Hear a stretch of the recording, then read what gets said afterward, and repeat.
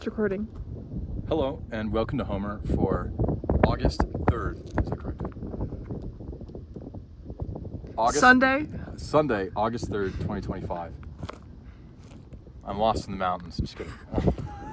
Today we'll be reading lines 627 to 641 in Book 11 of the Iliad. And if you know me, you know I love myths, which is why this video is particularly salient, as we will see where they come into pass for people to hang out with one another. Thank you so much for being here with me today in Glacier National Park, and I hope you enjoy. First, she set for them a fair and well-made table that had feet of lapis lazuli. On it, there was a vessel of bronze and an onion to give relish to the drink, with honey cakes of barley meal. There was also a cup of rare workmanship, which the old man had brought with him from home, studded with bosses of gold. It had 4 handles, on each of which there were 2 golden doves feeding. And it had 2 feet to stand on, just like you. Anyone else would hardly have been able to lift it from the table when it was full, but Nestor could do so quite easily. In this, the woman, as fair as a goddess, mixed them a mess with Tremnian wine. Very nice wine. She grated goat's milk cheese into it with a bronze grater, threw in a handful of white barley meal, and having thus prepared the mess, she bade them to drink it.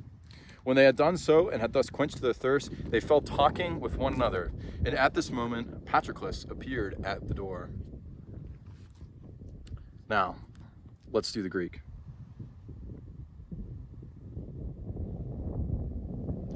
Esfowin proton menapiproe letrapesdan, kalen ku anopesdan exon autarapaltes, kalke yuon kaneon epide krumuon potoiopson, enemeli krolon paradalfituhiero acten, pade de pasperi kales oi cotenego geraios, cruseio celoi si paparmena nuo atadao tu.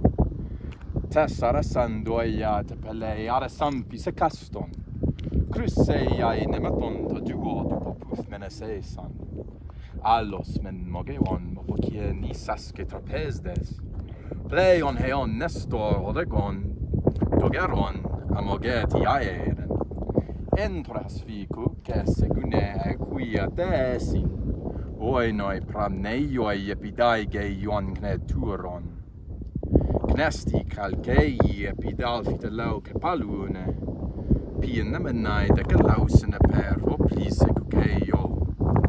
Tuota peuun pinnon tafeten pulukan kea dipsan, muuthoisin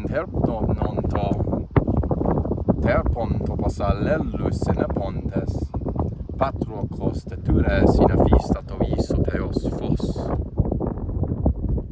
Now, why do I think that this passage is so incredible?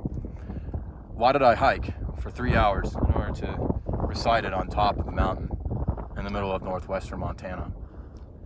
I think it has to do with every part of the lived experience that we have here. The preparation of the food, the onion. It's not just food. It's something nice to go with the food. Onion isn't exactly a perfect translation for what they had. And it's not like the white onion that you have in your supermarket. And also, there are other things that are different than we might expect in this passage. The goat's milk, right, that they fill it with, and then also the beautiful woman, the godlike beauty of the woman, right, and then also Nestor, right, who is there, and finally, of course, too, right, we have the myths that they say amongst one another after the woman has bid them drink, right, and they're all getting ready with one another. And, of course, Patroclus himself, who is given the godlike epithet as he arrives. And at the door, they see him. Now, of course, he doesn't just arrive at the door, right? He doesn't just knock on their door to have a drink with them. He also knocks on the door to share their fate with them. And the fact that Patroclus has been doing what they've been doing for quite some time. He's just been hanging out with Achilles in their hut, singing songs to one another, right? That's what is mentioned in Book 9. Achilles and Patroclus just sharing songs, right? Achilles on the lyre, Patroclus singing, maybe the other way around. It's very cute. And now we have this transportation of, the godlike Patroclus into this new home, right, where Hecamede has prepared all this stuff for Malcolm and this.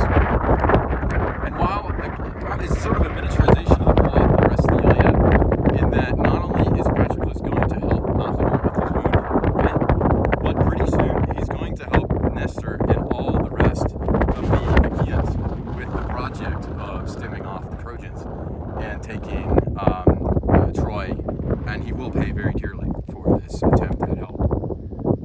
And I think this is so crucial for understanding Greek mindset, or perhaps in this sense, Patroclus's own fate, because it's yummy. It's actually a really good experience, right? And, there's so much life here. There's so much particularity. The cup is so big, right? And it's interesting that it's so big, and it's Nestor's cup, because Nestor is such an old guy, right? We have just a very tame, a very simple scene, right? That maybe elicits, a deeper sense of belonging and a deeper sense of mythography that comes out of what is going to happen to the godlike Patroclus. Because what Nestor says to Patroclus after he arrives and plants the seed for why he will eventually put on his friend Achilles' armor and go out and attempt to fight his process. Anyway, much to think about. Get excited for those words. I'll point them out to you when they happen, which might be tomorrow. Stay tuned. Thank you so